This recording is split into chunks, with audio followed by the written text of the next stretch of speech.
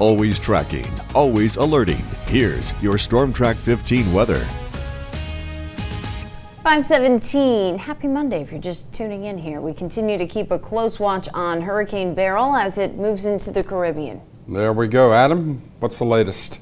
Well, Scott, Alex, we have a very powerful system that's approaching the Lesser Antilles this morning, and yesterday was just an absolute beast of a storm. Still is today a very powerful hurricane, Category 3 currently, but yesterday we had a Category 4 with 130-mile-an-hour winds. It was the strongest June hurricane on record. It's the first hurricane in the month of June that we've ever seen get to that level, surpassing Audrey back in '57. Though Audrey did have a lower pressure, wind speeds were higher with this system. And it's the earliest forming Category 4, which beat Dennis back in 2005.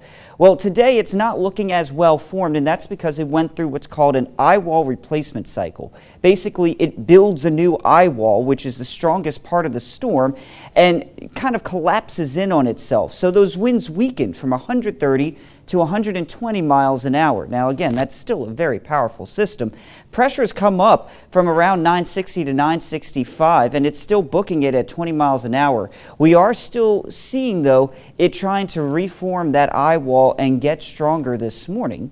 And so we are going to watch as this system works its way on off to the west into the Lesser Antilles today, and then into the Caribbean. Now you can see we're expecting it to strengthen to 130-mile-an-hour winds later on this afternoon, putting it back at a Category 4.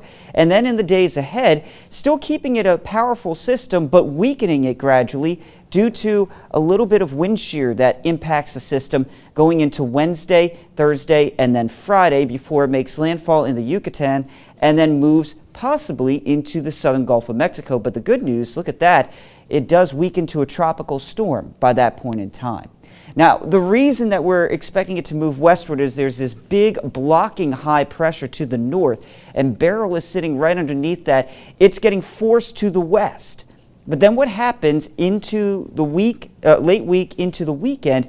Well, a couple questions. Does it keep moving westward, which would mean that high pressure builds in place? And right now, this is the most likely solution, that we see that high still sitting on top of it. Beryl would continue to the west. It would not be a threat for anyone in the U.S. But there have been some models that show this high breaks down a little bit, opening a path for Beryl to possibly move to the north. This is looking a lot less likely, but still a potential thing that we have to monitor going into the end of the week. So make sure you keep a close watch on Beryl through the week ahead. Of course, we're going to be tracking it here on Good Day Acadiana. For today, we got our dog walking forecast. This is Rosie, and Rosie is not liking the heat. We got a lot of it building on in with a few shower and storm chances this afternoon.